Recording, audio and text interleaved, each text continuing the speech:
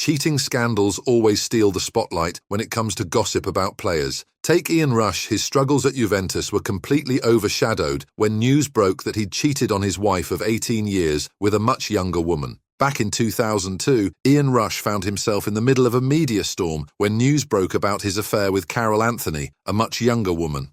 The revelation was a huge shock, especially since it led to the end of his 18-year marriage to Tracy Rush. British tabloids had a field day, splashing every detail of the scandal across their pages. Carol, who is reportedly 22 years younger than Rush, became a controversial figure in her own right. Their relationship, which eventually turned into a marriage in 2013, was the talk of the town for years. People couldn't stop debating the age gap, and many openly questioned the choices Rush was making in his personal life. This drama seemed to overshadow what had been one of the more disappointing chapters of Rush's football career, his time at Juventus.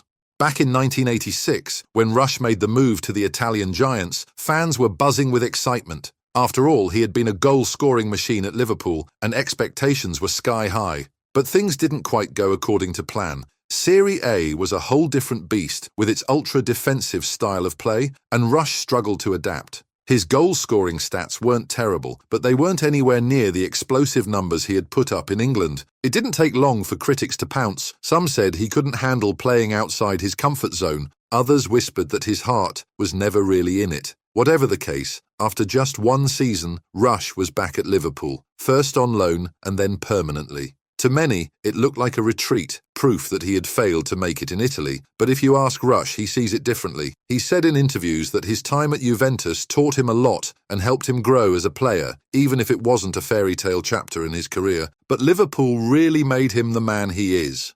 He made his Liverpool debut on December 13, 1980, stepping in for Kenny Dalglish, who was out with an ankle injury. Imagine the pressure. Dalglish was one of the best strikers in the world, and here was Rush, wearing his number 7 shirt, trying to make an impression. At the time, Liverpool were defending champions and also chasing European glory.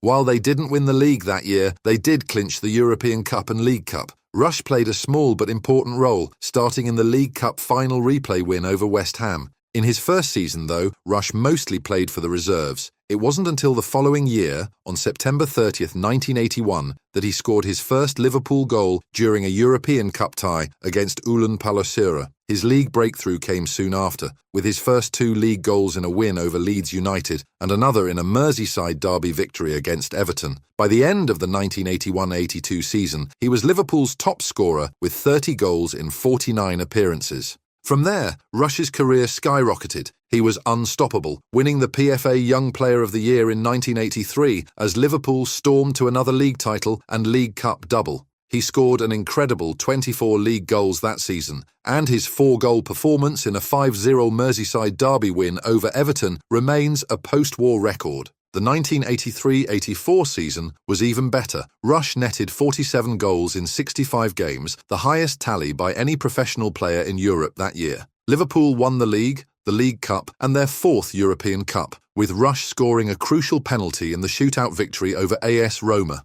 For his efforts, he was named PFA Player of the Year, BBC Wales Sports Personality of the Year, and Football Writers' Player of the Year, a clean sweep of major individual awards. But it wasn't all smooth sailing. The 1984-85 season was a tough one.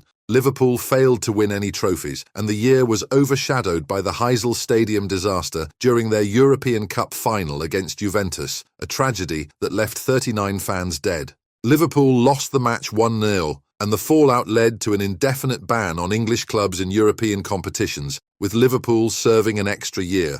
Rush and Liverpool bounced back in the 1985-86 season, though, winning the league and FA Cup double, the first in the club's history.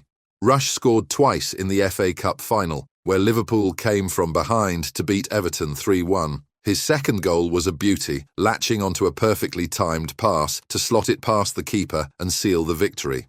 He then joined Italian giants Juventus on July 2, 1986, for a record-breaking £3.2 million fee, a huge deal at the time. However, before heading to Turin, he stayed with Liverpool on loan for one more season, and what a season it was. Rush scored 30 league goals, becoming the second highest scorer in the First Division. But despite his incredible form, Liverpool ended the season trophyless, finishing second in the league behind Everton and losing the League Cup final to Arsenal. That loss was particularly shocking since Liverpool had a remarkable streak, 144 games unbeaten when Rush scored until that day. Moving to Juventus was seen as a big challenge. Serie A was known for its rock-solid defences, and scoring there wasn't easy.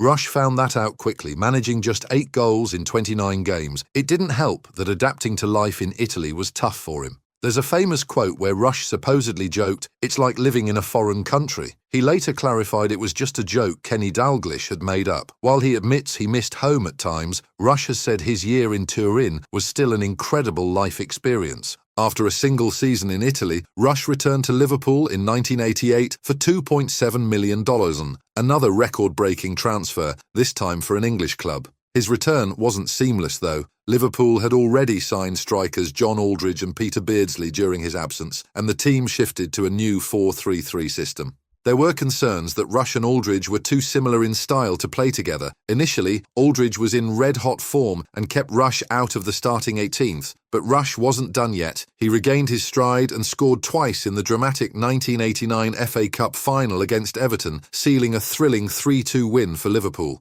That victory was bittersweet, coming just weeks after the tragic Hillsborough disaster, which claimed the lives of 97 Liverpool fans. The entire team, Rush included, attended many of the funerals, a heartbreaking chapter in the club's history. The 1989 season ended on another low note as Liverpool lost the league title to Arsenal in a dramatic final game. Rush even had to leave the field injured during the match. Despite these setbacks, the following season brought redemption. Liverpool clinched the league title in 1990, with Rush scoring 18 goals. However, their FA Cup campaign ended in a shock defeat to Crystal Palace, despite Rush giving Liverpool an early lead. In the early 90s, Liverpool's dominance began to fade. Rush still found personal success, scoring in big games like the 1992 FA Cup final against Sunderland. But league struggles and managerial changes, including Kenny Dalglish's resignation in 1991, meant the team was no longer the powerhouse it had been. By the mid-90s, Liverpool was rebuilding, and new talents like Robbie Fowler emerged. Rush, now a veteran, started to see less game time. By 1996, it was clear his time at Liverpool was coming to an end. After a season of limited appearances, Rush left the club on a free transfer. His final Liverpool game was as a substitute in the FA Cup final against Manchester United, a match Liverpool lost 1-0 to a late Eric Cantona goal. Rush officially said goodbye to Anfield on May 20, 1996, when he signed with Leeds United. His time at Elland Road was short and not exactly memorable. He managed just 3 goals in 36 Premier League games during the 1996-97 season. Leeds let him go on a free transfer after that campaign. Rush had been brought in by Howard Wilkinson, but the manager was sacked just a month into the season and replaced by George Graham. The transition didn't help Rush find his footing. After Leeds, Rush joined Newcastle United on a 1-year deal, reuniting with his former Liverpool teammate Kenny Dalglish, who was managing the team. Things started well enough, but when Alan Shearer returned from injury around Christmas, Rush found himself out of the starting lineup. Still, he delivered when it mattered, scoring a crucial goal in a 1-0 FA Cup win over Everton in the 3rd round. That goal helped Newcastle on their way to their first FA Cup final in 24 years. He also scored in a League Cup tie against Hull City, but didn't find many other opportunities to shine. Later that season, he went on loan to Sheffield United before leaving Newcastle in the summer of 1998.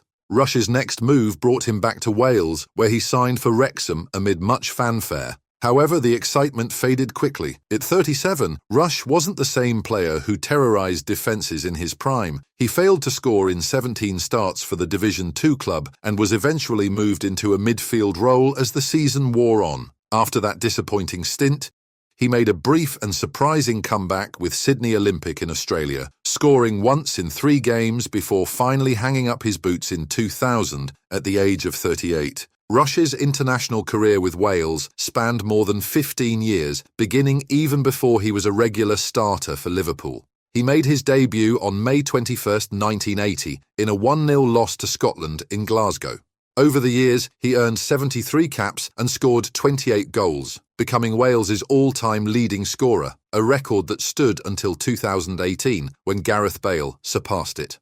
One of Rush's most memorable international moments came in a friendly against Italy in 1988. Wales stunned the Italians with a 1-0 win, and Rush scored the only goal. Another highlight was in 1991 when he netted the winner in a Euro 1992 qualifier against Germany, a game Welsh fans still talk about. In 1992, he recorded a hat-trick in a 6-0 victory over the Faroe Islands during a World Cup qualifier, the first Welsh hat-trick in over 13 years and one of only a handful in their history.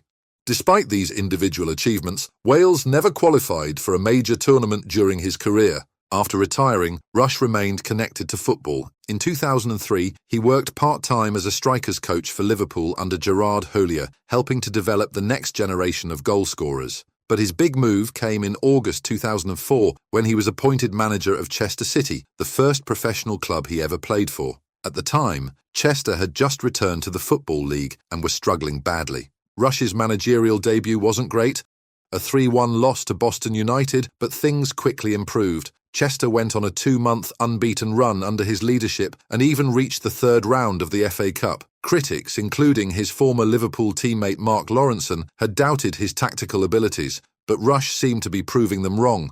However, things started to unravel later in the season. In November 2004, Rush ruled himself out of the running for the vacant Wales manager's job, which might have been a missed opportunity. Chester's form dipped and heavy defeats started piling up. Fans and critics took issue with the long ball tactics used by Rush and his coaching team. The situation came to a head in February 2005 after a humiliating 5-0 loss to local rivals Shrewsbury Town. Chester's chairman, Stephen Vaughan, demanded Rush step down, but he refused. Then, in April, Vaughan sacked Rush's assistant, Mark Aizlewood, without consulting him. Feeling undermined, Rush resigned on principle. Despite the turmoil, he left the club in a much safer position than when he arrived. During his time at Chester, Rush gave opportunities to several young players, including Robbie Booth, Michael Walsh, and Sean Whalley, who made their Football League debuts under his management. He also brought in promising talents like George Elokobi and Robbie Foy on loan, showing an eye for nurturing young talent. After leaving Chester, Rush was briefly considered for the managerial role at Peterborough United, but the job ultimately went to Mark Wright, another former Liverpool teammate and Rush's predecessor at Chester. Though his time as a manager wasn't as glittering as his playing career, Rush's passion for football never wavered. And that wraps up this video. If you enjoyed it, be sure to hit the like button and don't forget to subscribe so you never miss out on more great content. See you in the next one.